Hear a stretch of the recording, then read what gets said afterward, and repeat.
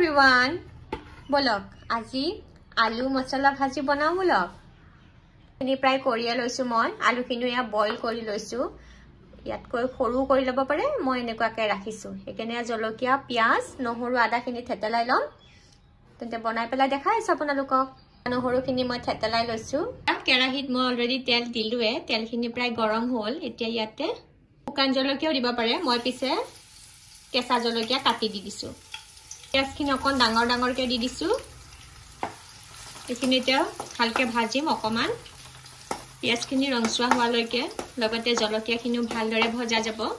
মানে জলকীয়া খিনি ধুনিয়া মুচমুচিয়া হৈ যাব পিয়াজ খিনি আধা ভজা হোৱাৰ পিছতে ইয়া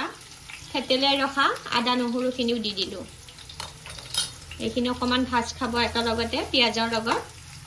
নহৰুৰ কেঁচা গোন্ধটো গলে ভাল লাগে এনেও ভজা নহৰু ভালেই লাগে এইখিনি এটা ভালদৰে ভাজি লম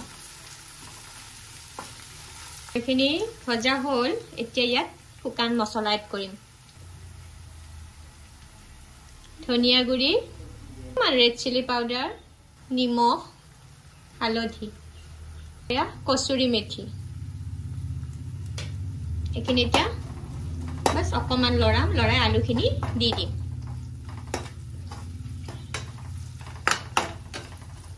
হৈ গল এতিয়া ইয়াত আলুখিনি দিম ইয়া বইল কৰি থোৱা আছে এখিনি দি দিলো